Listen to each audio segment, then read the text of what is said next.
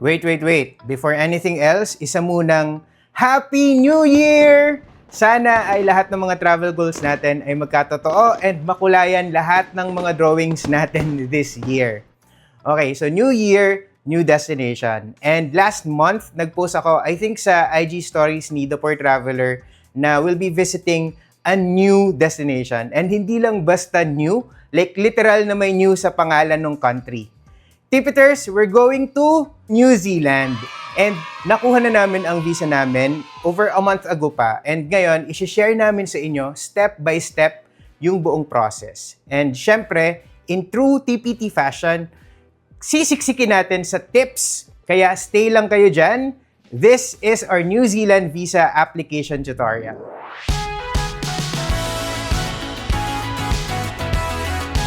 Hey there, Tipiters! I'm Yosh and we've been travel blogging for the past 15 years. And New Zealand is set to be our country number 61. And kailangan din ng visa para makapunta dito. Pero before natin himayin ang application process, if bago ka dito or matagal ka nang nanonood pero hindi ka pa nakasubscribe, please support us by tapping the subscribe button and itap nyo na rin yung bell icon beside it, then select all para lagi kang updated kapag may new videos tayo.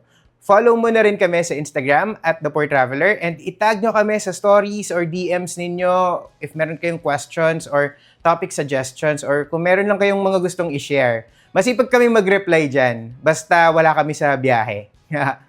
Okay, pag-usapan na natin ang New Zealand visa.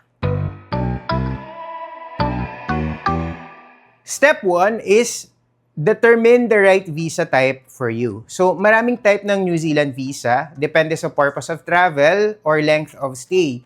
Kapag sinet mo siya na Philippines, tapos ganito yung purpose mo, itong tatlong types na to yung lumalabas. Merong New Zealand Electronic Travel Authority or NZTA, pero nung inusisa ko yan, hindi naman applicable to most Pinoys. Tapos, yung dalawa pa ay yung visitor visa and group visitor visa. Yung group visa or group visitor visa ay nag-a-apply lang kung lahat kayo sa group ay same ang purpose of travel and same din yung travel arrangements. Yung pagkakaintindi ko dito, dapat same flights, same hotel, ganun. Kami, group naman kami magta-travel pero hindi kami para-pareho ng travel arrangements. Kasi most of us dito sa trip namin papunta sa New Zealand ay content creators din or vloggers din. And hindi lang kami para-pareho ng panggagalingan. So, si Vincent ako, magme-Melbourne muna kami. So, Australia yon. Yung isa, sa Manila pa manggagaling. Tapos, hindi ko alam kung saan siya magko-connect. Tapos, yung isa, from another Asian country pa. So, that leaves us with yung regular na visitor visa. So, itong regular visitor visa, ito yung i-cover ko dito sa video. A visitor visa will allow you to do the following. Una is to visit on a holiday or for tourism. Pangalawa is to stay with family and friends. Pangatlo, play amateur sport. And pang-apat, to get married. Kami, for tourism or holiday yung purpose namin. So, most ng isi-share ko dito sa video na to ay tungkol lang dito sa for tourism and holiday. May mga matatouch ako na konti about visiting friends or family pero very limited lang yung alam ko kasi nga yung purpose ko talaga ay for tourism lang. Pero if ang gusto nyong i-apply ay resident visa or student visa or work visa, yan, wala po akong alam dyan kasi super outside na of my experience na yon talaga. Ang good news, the entire process can be done online. So yes, online lang lahat. And actually, sobrang dali lang niyang gawin. By madali, I mean, madaling mag-submit ha. Ibang usapan kung madali bang ma-approve. Okay, so step 2 is complete the requirements. So ito yung listahan. Diyaran, yan. Make sure na naka-PDF yung file, one file lang per type. For example, kung ang isasubmit mo ay bank statement for the past 3 months, tapos may 1 page per month, so parang 3 pages yon. Pag samasamahin mo lang yon into 1 PDF file. Tapos tsaka mo siya i-upload. Mamaya ako ipapakita sa inyo kung paano mag-upload. So again, ito yung mga requirements. And una na dyan ay yung valid passport. So scan mo lang ng maayos and make sure na readable yung text. And dapat may 6 months na natitira pa sa validity para hindi ka rin magka-problema sa immigration kahit dito sa atin sa Pilipinas, pagpaalis ka na. Next is passport size photo. Soft copy lang naman ito. In theory, pwede namang ikaw na yung mag-picture kung marunong ka as long as masunod mo yung specifications na tinakda nila. Meron silang guide eh. So, makikita mo yung instructions dito sa link na to. Medyo mahaba. Pero marami tayong links dito sa video na to and marami kayong kailangang tandaan ng mga links, ganyan. Pero don't worry, hindi nyo kailangang i-screenshot or i-type yung mga yan. For easy reference, pinagsama-sama natin lahat ng steps with corresponding links dito sa page na to. Ito na lang yung tandaan nyo. So, thepoortraveler.net/new-zealand-visa. Para di na kayo mahirapan. Yan na yon. Anyway, balik tayo sa picture. So, yun nga, pwede naman kayo na yung mag-picture, pero ang best practice talaga para sigurado is magpa-picture na lang kayo sa professional tapos hingin nyo yung soft copy. Yon, ganun yung ginawa ko. Dapat JPEG yung file and yung file size ay between 500 KB and 3 MB. Tapos yung dimensions, yung smallest ay 900 by 1,200 pixels. Tapos yung laki. Ano ba nangyayari, guys? Natatawa si Vince sa likod. Ulit, take 2. Yung smallest ay 900 by 1,200 pixels. Tapos yung largest naman ay 2,250 by 3,000 pixels. Yon. Dapat hindi white yung background. So, ang ginawa ko is gray kasi yung sa instructions nila, yung example na ginamit nila ay gray. So, ginray ko na lang din para same. Requirement number 3 is evidence of purpose of visit. So, this can be an itinerary. So, this can be an itinerary na dinidetalye ang mga balak nyong gawin sa New Zealand. Ito, yan. Ganito yung itsura niya. So, may date and time, may activity, tapos may other notes. In theory, 3 lang talaga yung requirements. The rest ng sasabihin ko ay optional lang, meaning masasubmit mo pa rin ang application kahit wala ka nitong mga susunod na sasabihin ko. Pero syempre, in practice, mas malaki ang chance nyong ma-approve kung ma-upload nyo rin yung mga next items. Kasi honestly, parang hindi naman enough na passport, photo, and itinerary lang. Pero for the sake of simplicity, and para na rin magmarka sa isip natin na mag-submit tayo nito, tawagin na lang natin tong lahat na requirements. Okay? So, requirement number 4 is evidence of genuine intent. Ano ba tong genuine intent chuchu na to? Basically, you need to prove na for leisure lang or for tourism yung trip mo and nababalik ka sa Pilipinas after the trip. Under this, hihingan ka ng proof of approved leave of absence. Nakamark ito as optional, pero again, mas okay kung masasubmit mo.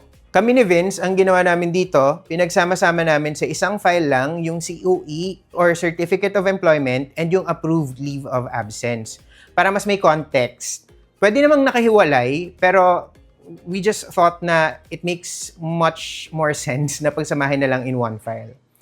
If hindi naman COE, kahit letter from your employer, but either way, one detail that would help you a lot na ma-mention is na kailangan mong bumalik agad kasi may project kayo sa ganitong month or peak season ng ganito, ganun. Makakatulong yon. Hindi man required yon, pero isa yun sa mga detalye na feeling ko makakatulong. If meron na kayong hotel booking, pwede nyo ring i-upload dito, siguro under other documents na not listed. Pero guys, i-emphasize ko lang, hindi ito required ha, kung gusto nyo lang for more chances of winning.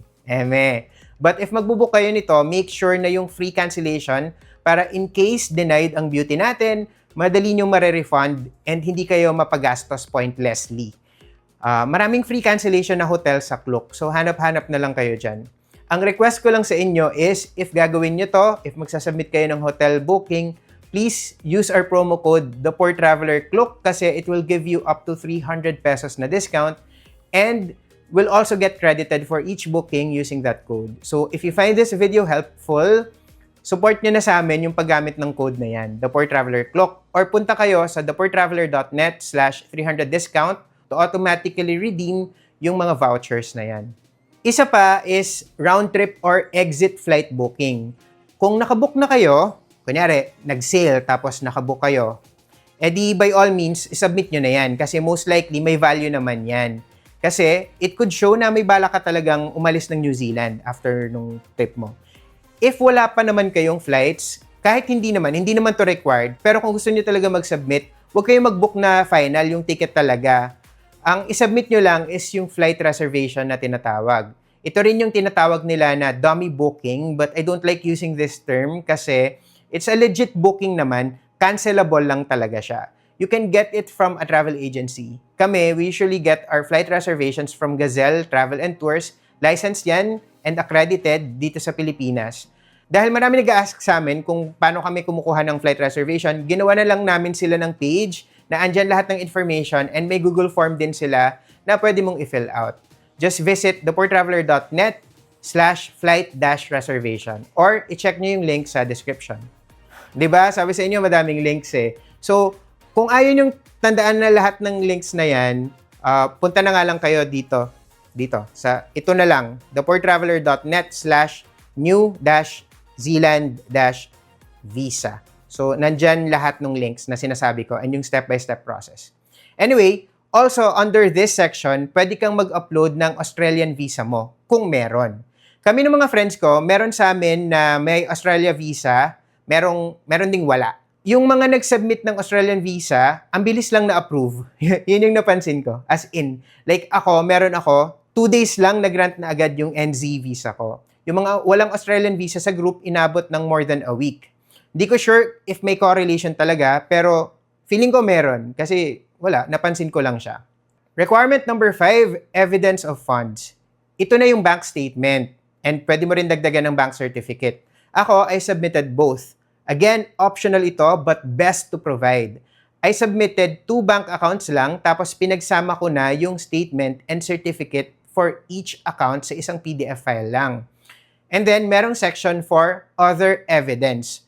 So, ito yung iba pang documents na feeling ko makakatulong sa application mo. Pwede mong i-upload yan isa-isa. Ulitin ko, these are optional. Ako, I uploaded a copy of my ITR and dun sa proof of funds kanina, nag-submit din ako ng additional na bank accounts. Yung una ko kasi in-upload, yun yung payroll account ko. Gusto ko rin i-submit yung bank account na nandun yung mga savings ko. I also uploaded a cover letter kasi remember, online lang to lahat. Walang interview. So, mas maigi if ma-explain mo talaga kung bakit mo gustong mag-New Zealand, anong purpose mo doon, and kung meron ka talagang kailangang i-explain. Next is birth certificate. Nag-upload din ako niyan. I don't think crucial naman ito, pero may soft copy kasi ako na nakasave lang sa laptop. So, in-upload ko na lang din. Kung halimbawa ako, wala akong copy ng birth certificate, hindi na siguro ako mag-e-effort para kumuha ng birth certificate. Meron lang ako, so in-upload ko na. Yun lang naman. Actually, compared sa Schengen and Australian visa, hindi siya ganun kadami. Step number 3, create a RealMe account. Itong RealMe ang official account management portal ng New Zealand Immigration. Weird lang yung name kasi tunog brand ng cellphone, pero yan talaga yan, legit yan.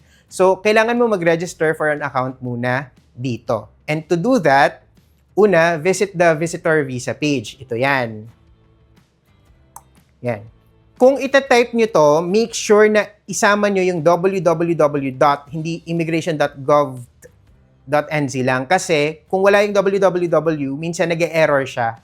So, yun. Basta sa experience ko, hindi siya naglo-load ng maayos. So, alam ko mahaba tong link na to. Pero again, ilalagay ko sa description ng video and dun sa ating visa guide sa thepoortraveler.net. So, kapag nandito ka na sa page na to, click on Apply Online. Tapos, sa next page, click nyo yung login button. It will then take you to the RealMe page. Tapos, click on Create a RealMe login na button. Then, sa next page, enter a valid email address, then click Send Code. Check mo yung inbox mo and enter the confirmation code sa designated field and then click Confirm Code. Then, mag-set kayo ng username and password tapos click nyo yung Continue. Then next, enter your mobile number and you'll also be asked to choose security questions tapos magbigay lang din kayo ng answers and then click Continue again. Tapos yun na, you'll be redirected to your RealMe dashboard. You may be asked to log in again, pero itong dashboard na to, dito ka na pwedeng mag-apply talaga ng visa. Which brings us to the next step. Step 4, start your online application. To do this, click on My Visas dun sa dashboard. Then sa next page, under Draft Applications, click on Apply for a Visa. Tapos sa next page, scroll down nyo lang, tapos makikita nyo under your situation, iselect nyo yung temporary visa. Tapos yun na yun. Since this guide is for those traveling for tourism lang, sa next fields, make sure you select yung pang tourist or holiday na mga sagot. Sa baba, dapat ang lalabas dyan ay yung General Visitor Visa. Okay ba yun? Dapat General Visitor Visa yung mag-a-appear sa baba. Then, click on Start My Application. Eto na. Yung next page is the application page. Step 5. Fill out the application form. If manggagaling kayo sa application dashboard and you're applying for yourself, doon sa section under applicants, hanapin nyo yung row na nakasulat principal applicant. And click nyo lang yung continue sa same row na yon. Dito ka na mag-fill out ng application form mo. Ito na to talaga. Ang dami kasing cheche borache sa start, pero ito na to talaga yung form. Madali lang naman siya. Hindi ganun kadami yung questions, di tulad sa US visa or sa Australia visa form na I think sa Australia visa parang 20 pages. Tapos yung US visa rin yung DS-160. Sobrang daming pages. Itong sa New Zealand, 7 pages lang naman. So yung page 1 is about identity details. Dito mo ilalagay yung name mo, passport details, immigration history, tapos i-upload mo rin dito yung photo na may gray background, yung email address na type mo, contact numbers, physical address, ganyan. Page 2 is about your purpose of visit. So, dito mo naman i-declare kung afford mo ba yung trip mo in the first place and i-enter mo rin yung dates ng stay mo sa New Zealand. I-ask ka nila kung meron kang 1,000 New Zealand dollars per person per month. I-ask ka rin nila if may anyone sa group nyo na below 16. At least dito sa application na to. Kasi di ba pwede kang mag-group application. So, kung merong below 16, kailangan mo i-declare. Kung wala naman, kung ikaw lang naman, tapos hindi ka naman below 16, click mo lang yung no one. Page 3 is all about your character. So, yung mga questions dito, kung na-convict ka na ba for a crime or any offense, under investigation ka ba, na-deport ka na ba, or na-deny ka na ng visa before, kailangan nyo lang sagutin yan truthfully. By the way, at any point, you can actually save your progress. Hindi mo kailangan i-complete yung form in one sitting. Kung may mga details na hindi ka pa sure or bigla kang tinawag ng nanay mo para bumili ng suka or magsaing or kung ano man, you can save and exit para next time na mag-login ka, you can pick up where you left off. Anyway, back to the application form. Page 4 is about your health. In particular, i-ask ka kung meron kang tuberculosis or TB. And kung kailangan mo ng medical care habang nasa New Zealand ka. And yung last question is kung nagpa-medical ka na ba for this visa application. Medyo napapos ako dito kasi parang, hala, baka kailangan ng medical. Pero hindi naman. Ang sinagot ko dito ay no, kasi hindi naman talaga ako nagpa-medical. And nung na-approve naman ako, hindi naman ako ever pinag-medical kahit no yung sagot ko dito. So parang feeling ko wag nyo masyadong i-overthink tong part na to. Page 5 is employment history. Dito mo ilalagay kung saan ka nagwo-work, sinong employer mo, or kung anong company, gaano ka nakatagal, ganun. Or kung may business ka, yung details din nun. Pero, yung tinanong lang is yung current na medyo na-confuse ako. Kasi, di ba, employment history. So, pag history, dapat even yung past employment. Pero, present work lang talaga yung in-ask. So, ngayon, yung isang friend ko, bagong lipat lang siya sa current company niya. Na-deny siya, and isa sa mga reasons for rejection na na-pinpoint is weak daw yung ties niya dito sa Pilipinas. Feeling namin, isa sa mga reasons, parang lumalabas, a few months pa lang siyang nag-work doon sa current na company niya. So, ang masasuggest ko is if bago kayong lipat pa lang sa, kunyari, new job, bagong lipat pa lang kayo ng company, mag-submit din kayo ng cover letter and explain nyo yung work situation ninyo and kung gano'n na kayo katagal din doon sa previous company. Ganon. I think it will help paint a clearer picture. Feeling ko lang naman yon, and alam nyo naman ang feelings, minsan mali, pero yun yung feeling ko lang. Pero yan, basta ganon. Page 6 is all about relationships. Yung unang tanong dyan is ano ang relationship status nyo. So sagutin nyo lang ng totoo kung single kayo, married, engaged, widowed, ganyan. Yung feeling ko na makakalito for most Pinoys ay yung partner/de facto na tinatawag. So, ano ba to? Ano ba tong de facto? Ano ba yung nagko-qualify as de facto? It refers to jowa na you live together sa isang bahay pero hindi kayo kasal. Pwede dyan yung straight or LGBT basta nasa tamang edad kayo and stable yung relationship nyo. Hindi ko lang alam if may required na minimum na tagal na dapat na magkasama kayo. Basta kung feeling nyo matagal na kayo, hindi ko rin alam kung gaano ba talaga dapat katagal. Pero kunyari 3 years na kayo siguro or 5 years or 10 years, de facto nyo na yan kung hindi kayo kasal. Ganon. And magkasama kayo sa isang bahay. May question din if kasama sa application yung partner mo and if oo, kailangan mo ring i-enter yung details niya. Kasama mo sa application dun lang sa application na to. Page 7 naman, immigration assistance. I-ask ka if ikaw, yung applicant mismo, ang sumasagot sa form and kung nag-seek ka ng assistance from an immigration advisor. Nag-no lang ako dito sa parehong tanong kasi ako lang naman yung nagsagot nito. Tapos, yun na yun. After this, it's time for step 6. Upload supporting documents. So, ito na yung part na i-upload natin lahat ng mga documents kanina na nag-gather mo. Pero before you could upload, meron lang questions. Una is kung lahat ba ng isasubmit mo ay English. So, to keep it simple, make sure na yung mga documents mo ay naka-English and select yes. Then, pwede ka na mag-upload ng mga documents or requirements na inisa-isa ko kanina. Madali lang naman. Just click on Browse and then select the file na i-upload mo. Sa identity evidence, upload a copy of your passport. May question if nakatira ka ba sa country na hindi yung country of citizenship mo. Kung sa Pinas ka naman nakatira, just answer no. Sa purpose of visit evidence, yung sinubmit ko dito is yung detailed itinerary. Sa evidence of genuine intent, initially, may 2 fields lang dyan. Yung una is yung proof from employer na approve yung leave of absence mo. So, just upload yung file na yan sa part na yan. Yung second is yung Australian visa.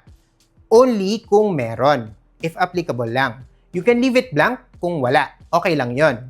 May mga friends ako na hindi nag-Australia visa, pero approved pa rin naman. So, don't worry too much about it. Pero, if may balak ka rin namang mag-Australia talaga, kung may balak kang kumuha ng Australia visa rin naman, unahin mo na lang yung Australia visa para pag nag-submit ka nitong New Zealand visa, masasubmit mo yung Australia visa mo. Kasi feeling ko talaga may bearing yun. Feeling ko meron siyang special powers. Ganon. So, yun lang yung dalawa. Pero, may question dyan. Do you want to upload other evidence of genuine intent bukod sa dalawang yon? You can answer no, but I think it's best na mag-yes and mag-submit ng mas marami pa. So, dito mo pwedeng i-upload yung copy ng previous visas and stamps mo. So, i-scan nyo lang yung passport nyo, yung mga stamps doon, ganyan. One file lang Tapos, yung hotel booking, flight booking, kung meron, dito mo rin siya pwedeng i-upload.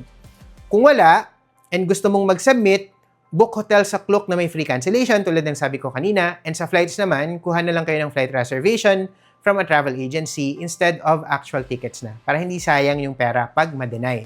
Sa evidence of funds, tatanungin ka kung magpo-provide ka ba ng bank statements. Answer yes and upload yung mga bank documents mo. May mga fields din na ilalagay mo ang details ng bank account na yan. Lastly, other evidence. Dito, nag-upload ako ng ITR, additional bank accounts, under financial information yon. Tapos nag-upload din ako ng cover letter. Again, lahat itong mga ina-upload mo dapat PDF file and readable.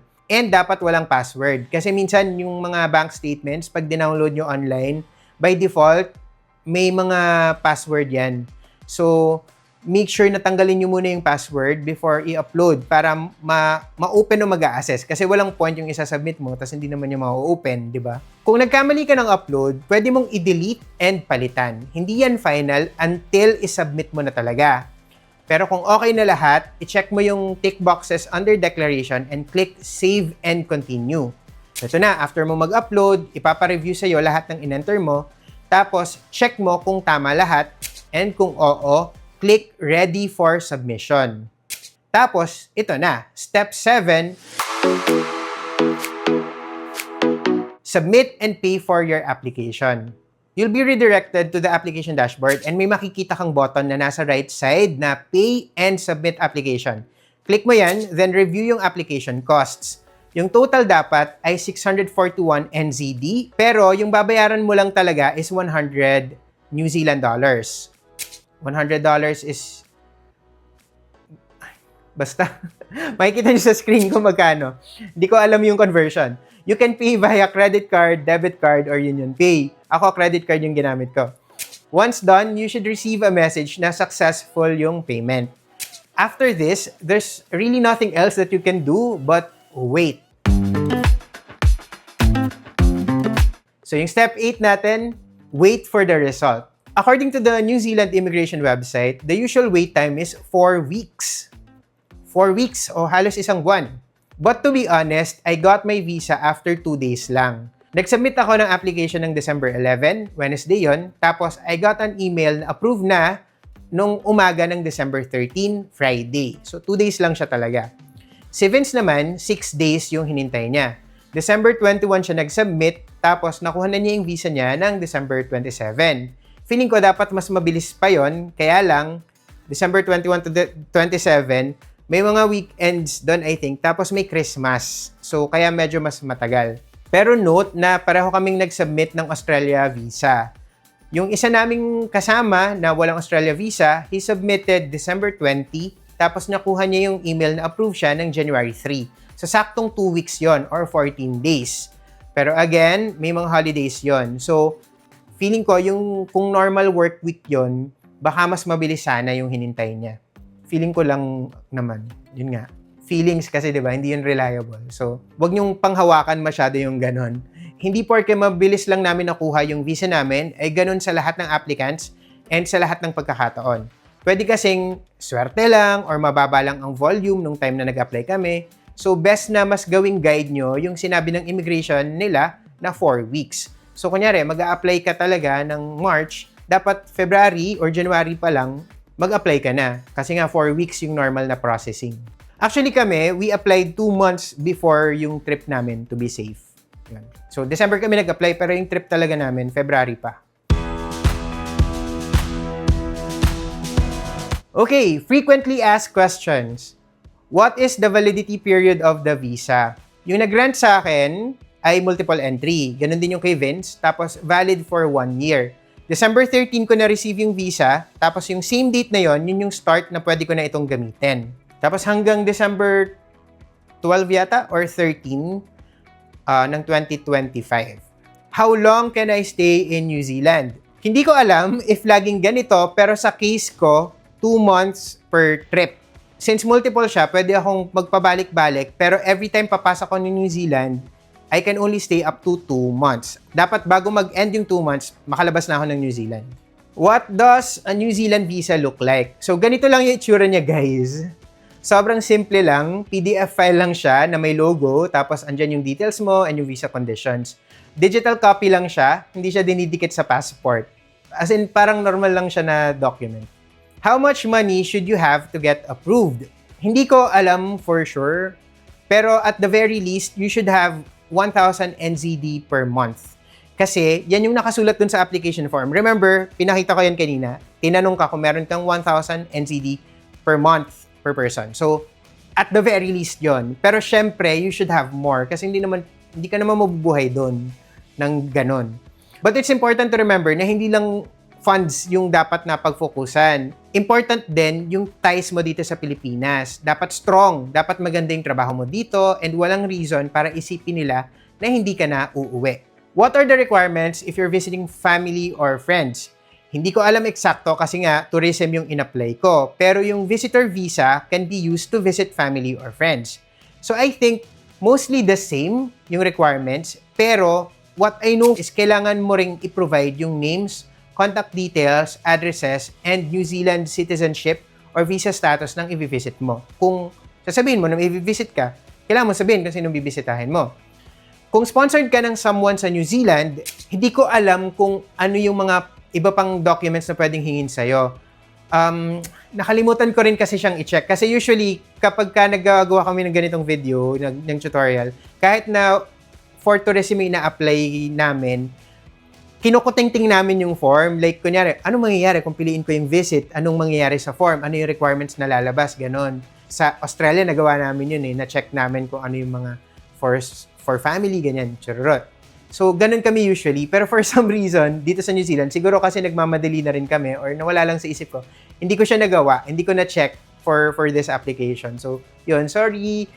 What are the reasons ng pagka-deny ng visa? Again, hindi ko alam kung ano yung pinaka-usual na reasons. But yung friend ko na na-deny, ang reason na binigay sa kanya ay weak ties daw in home country and weak family ties. Basically, dun sa explanation, wala daw siya masyadong dahilan para umuwi.